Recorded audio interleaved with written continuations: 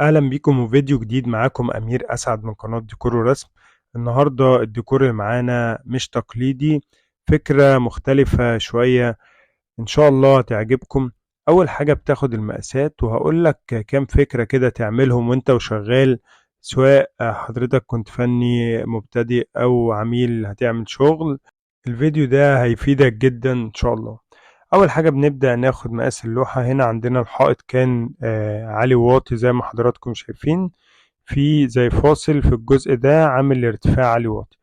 بنبدأ ناخد من اليمين، بناخد بديل الخشب، بنقطع القطعة وبعد كده بنحدد مكان علبة الكهرباء زي ما حضراتكم شايفين. هنقطعها ازاي؟ بالصاروخ. وهنا احنا بنبدأ بوش الرفيع بتاع بديل الخشب، وهتعرف ليه واحنا وشغالين ما ينفعش تبدأ العكس. بتبدأ بالوش اللي هو الشفة الرفيعة، بتبدأها جنب الزاوية، لأن دي بتبقى مهم جدا في ديكور زي كده. زي ما حضراتكم شايفين كده بنبدأ نفتح مكان علبة الكهرباء. طبعا أي شغل بديل خشب وبديل رخام بتديله وقت وبتشتغل فيه بإتقان، لأن التقفيل بيفرق جدا في الشغل.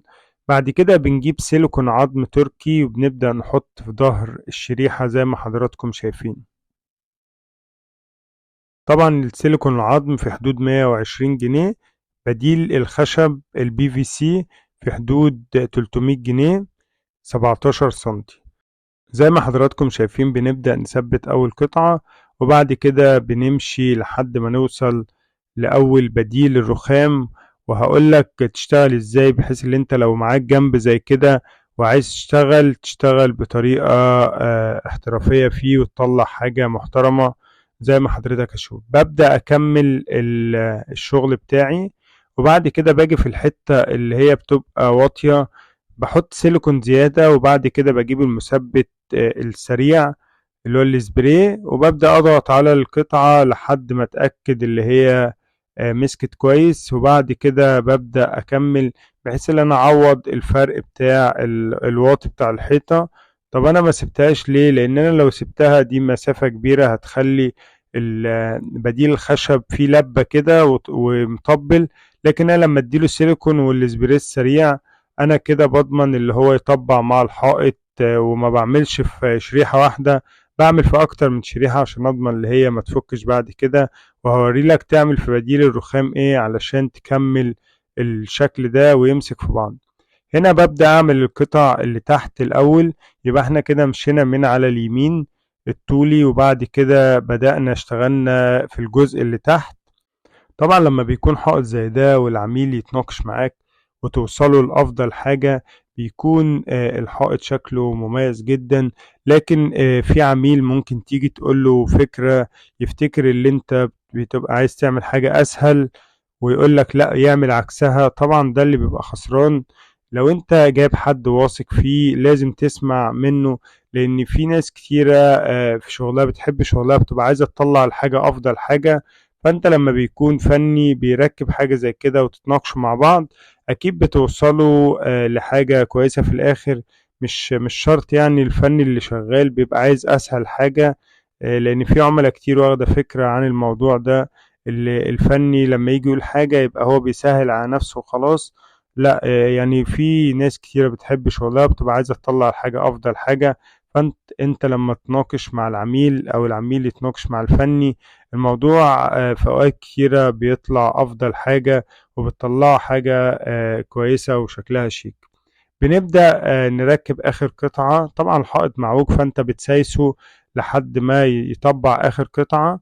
بعد كده ببدأ اخد مقاس بديل الرخام زي ما حضراتكم شايفين كده، وبعد كده ببدأ اعلم المقاس بتاعي وبقطع بالقطر. هنا احنا زودنا 2 أو 3 ملي علشان يدخلوا جوه بديل الخشب زي ما حضرتك هتشوف كده. ببدأ احط هنا التيب او اللزق، وبعد كده بحط السيليكون. يعني انا ما بفضلش اشتغل بمقاسات، بشتغل بالطريقة دي وبطبع مكان علبة الكهرباء، ودي الطريقة دي بتريحني جدا وبتطلع شغل مظبوط. زي ما حضرتك شايف كده طبعت المقاس. ببدأ اقطع اصغر وبعد كده ببدأ اظبطها. زي ما حضراتكم شايفين بتقطع جوه المربع، وبعد كده بتبدأ تحدد المقاس بالظبط وبتبدأ تقطع المقاس المظبوط. ببدأ أجيب سيليكون عظم وأحط في ظهر اللوح. طبعا اللوح بياخد 2 سيليكون عظم تركي، الأنبوبة الصاج. زي ما حضرتك شايف كده اللوح هتلاقيه في حدود 650 أو 700 جنيه. طبعا لو انت عايز تعرف حائط هيكلفك قد ايه، ممكن تحط لي في كومنت وانا هرد على حضراتكم. لو عايز تبعت لي على الواتس على رقم 012 20 35 35 86، ابعت لي وابعت لي مقاس الحائط وانا احسبه لحضرتك يكلف قد ايه. هنا ببدأ اثبت اللوح بتاع بديل الرخام، وهنا طبعا الشفة بتاعته دخلناها في المجرى بتاع بديل الخشب. يعني زي ما حضرتك شايف كده هتلاقيه مظبوط بالظبط جوه بديل للخشب.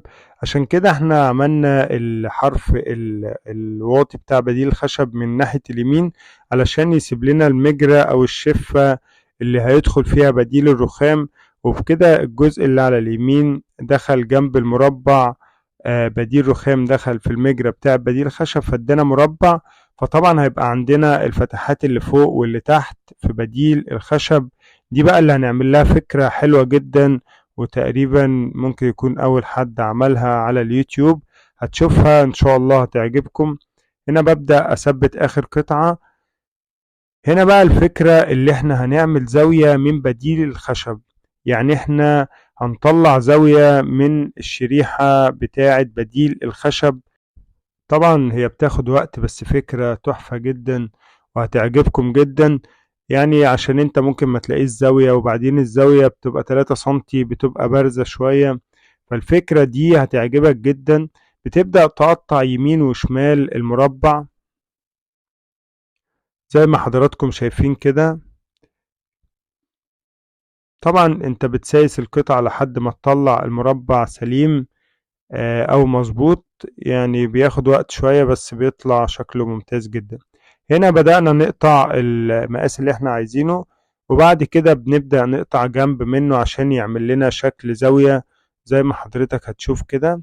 طبعا كل الشغل ده بتشتغل فيه بإتقان، علشان يعني ما تجيش حتة تقطع منك او حتة تتكسر فمجهودك هيروح على الفاضي، فانت بتشتغل على مهلك. وهنا احنا عملنا زاوية من بديل الخشب، ودي فكرة ممتازة جدا ممكن يكون ناس كتير ما فكرتش فيها. بعد كده ببدأ أشيل الستيكر زي ما حضراتكم شايفين، وبجيب الزاوية اللي أنا عملتها بحط فيها سيليكون عظم تركي في الزاوية بتاعتها زي ما حضرتك شايف. طبعا مش بتزود السيليكون علشان ما يخرجش بره بديل خشب، بتبدأ تركب الزاوية. وطبعا بتبقى ميزتها اللي هي نفس اللون وشكلها بيكون رقيق كده، مش زاوية كبيرة. زي ما حضرتك شايف كده ببدأ أثبت الزاوية. هنا بقى بتجيب الاسبري السريع وبتبدأ تعمل جنب السيليكون علشان يمسك الزاوية في نفس الوقت، لأن الجزء اللي فوق ده ما بيبقاش محكوم شوية. وهنا زي ما حضراتكم شايفين كده الحائط بدأ يخلص والزاوية شكلها في منتهى الشياكة. وطبعا يعني أي فكرة زي كده احنا بنعملها أو بنوصل لها بنحب نوصلها لحضراتكم على طول، بحيث ان الناس تستفاد منها. لأن يعني كل الناس بتتعلم من بعضها، فالمفروض اللي يعرف حاجة يعرفها للتاني أو يفيد الناس بيها. يعني كده كده مش بتخسر حاجة وكل واحد بياخد رزقه. وزي ما حضرتك شايف كده الشكل طلع مميز جدا وشكله في منتهى الشياكة. أتمنى يكون الفيديو عجبكم. لو عجبك الفيديو ما تنساش تعمل لايك. لو انت مش مشترك معانا في القناة اشترك وفعل الجرس ليصلك كل الفيديوهات الجديدة. أشوف حضراتكم على خير في الفيديو القادم إن شاء الله.